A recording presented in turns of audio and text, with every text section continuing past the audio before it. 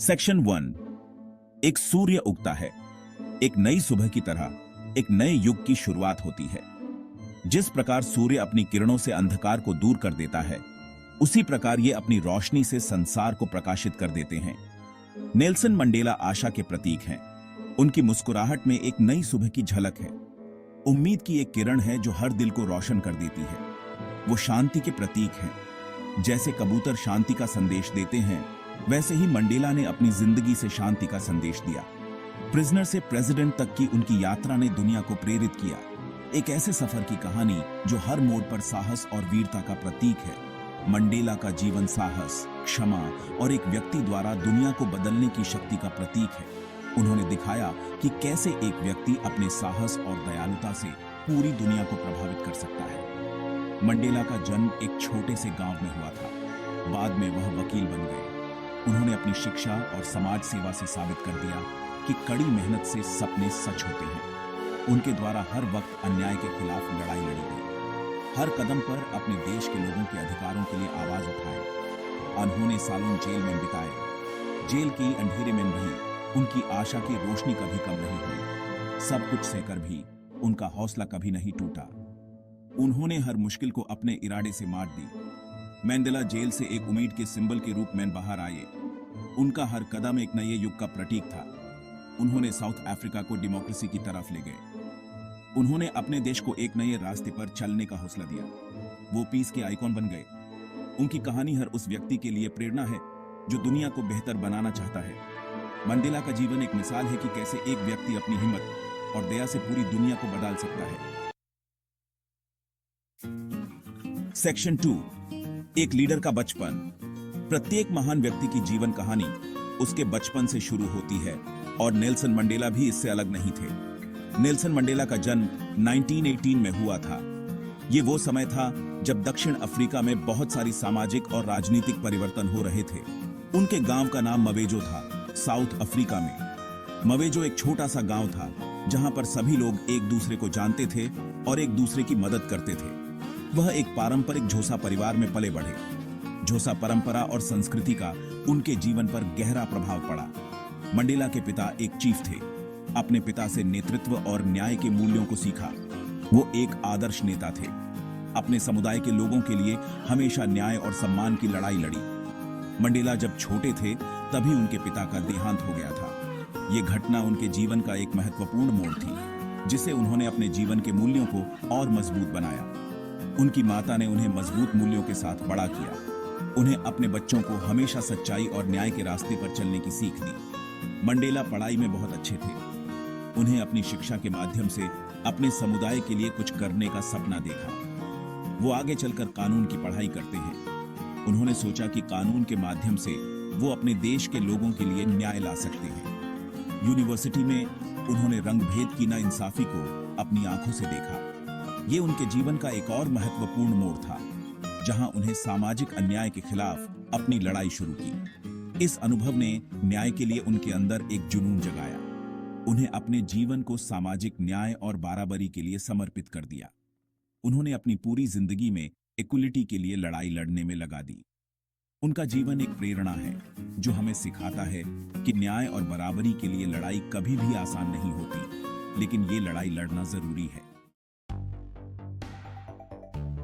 Section 3। लादे की शुरुआत।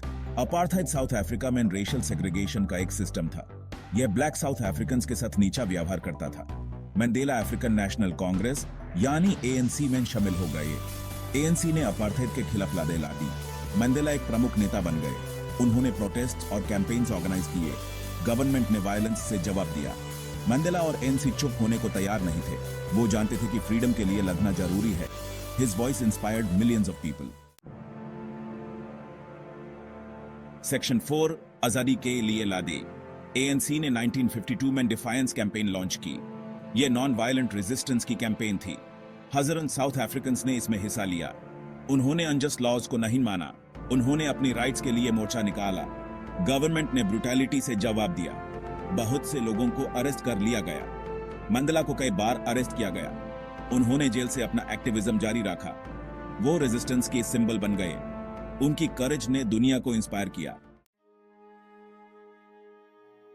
सेक्शन 5 रिवोनिया ट्रायल और रॉबिन आइलैंड। यह दो ऐसे नाम हैं जो साउथ अफ्रीका के इतिहास में हमेशा के लिए अमर हो गए हैं। 1964 में नेल्सन मंडेला और उनके कई साथियों को अरेस्ट कर लिया गया। यह अरेस्ट एक बड़े क्रैकडाउन का हिस्सा था जो अपार्थाइड रेजिम ने पॉलिटिकल एक्टिविस्ट के खिलाफ शुरू किया था। उन पर सबोताज और अन्य क्राइम्स का आरोप लगाया गया था।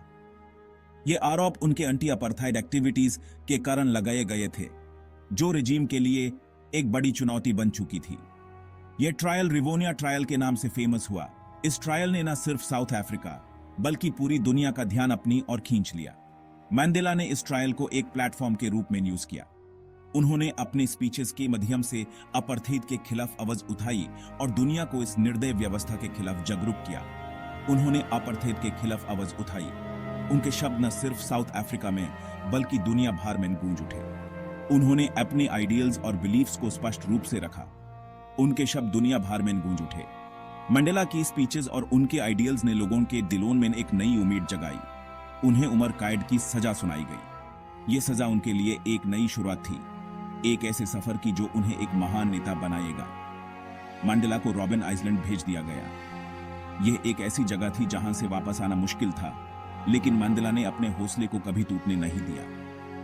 यह एक खतरनाक जेल थी। रॉबिन आइलैंड के कठोर परिस्थितियों में भी मंडेला ने अपने आइडियल्स को जीवित रखा और अपने साथियों को प्रेरित किया। उन्होंने अपनी जिंदगी के अगले 27 साल वहीं बिताए।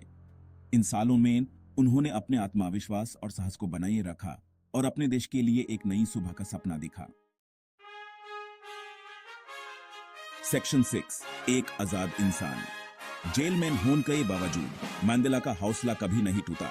वो होप के एक पावरफुल सिंबल बन रहे। उनकी रिहाई के लिए इंटरनेशनल प्रेशर बढ़ता गया। 1990 में नेल्सन मंडेला जेल से रिहा हुए। वो तब 71 साल के थे। पूरी दुनिया ने खुशी मनाई। उनकी रिहाई ने एक नई शुरुआत की। मंडेला पीस के लीडर के रूप में उभरे। उन्होंने रिकंसिलिएशन का आह्वान किया। उन्होंने साउथ अफ्रीकन से माफी मांगने के लिए कहा। सेक्शन 7 एक देश का नेतृत्व। अपनी रिहाई के बाद मंडेला ने लीड करना जारी रखा। उन्होंने डेमोक्रेसी में पीसफुल ट्रांजिशन के लिए थकान से पारे काम किया। उन्होंने गवर्नमेंट के साथ नेगोशिएशंस की। उन्होंने एक नया कॉन्स्टिट्यूशन लिखने में मदद की। 1994 में साउथ अफ्रीका ने अपना पहला फ्री एंड फेयर इलेक्शन देखा। नेल्सन मंडेला प्रेसिडेंट चुने गए। उन्होंने कंपैशन और डिग्निटी के साथ लीड किया। उन्होंने पास्ट के जख्मों को भरने पर फोकस किया। उन्होंने एक बेहतर फ्यूचर बनाने के लिए काम किया। सेक्शन 8 रिकंसिलिएशन और फॉरगिवनेस। मंडेला फॉरगिवनेस में बिलीव करते थे। उन्होंने ट्रूथ एंड रिकंसिलिएशन कमीशन की स्थापना की। इस कमीशन ने अपार्थाइड के विक्टिम्स को आवाज दी। इसने परपेट्रेटर्स को अपने क्राइम्स को कन्फेस करने का मौका दिया। कमीशन ने साउथ अफ्रीका को अपने दुखदाई पास्ट का सामना करने में मदद की। इसने हीलिंग और अंडरस्टैंडिंग को प्रमोट किया। फॉरगिवनेस के लिए मंडेला की कमिटमेंट ने दुनिया को इंस्पायर किया। उन्होंने दिखाया कि सबसे गहरे डिविजन्स को भी ओवरकम करना पॉसिबल है।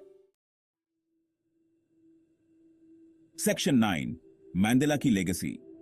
नेल्सन मंडेला ने 1999 में पॉलिटिक्स से रिटायरमेंट ले लिया। उन्होंने पीस और जस्टिस के लिए काम करना जारी रखा। उन्होंने HIV एड्स अवेयरनेस पर फोकस किया। उन्होंने नेल्सन मंडेला फाउंडेशन की स्थापना की। उन्होंने पॉवर्टी और इनइक्वालिटी के खिलाफ आवाज उठाई। 2013 में अपनी डेथ तक वो एक ग्लोबल आइकॉन बन रहे। मंडेला की लेगेसी एज भी इंस्पायर करती है। उन्होंने दुनिया को कूरेज, फॉरगिवनेस और परसिवियरेंस की पावर दिखाए। उनकी लाइफ ह्यूमन स्पिरिट का एक प्रमाण है। सेक्शन 10 दुनिया के लिए इंस्पिरेशन। नेल्सन मंडेला की कहानी होप की एक किरण है। उन्होंने फ्रीडम और इक्वालिटी हासिल करने के लिए कई मुश्किलों को पार किया।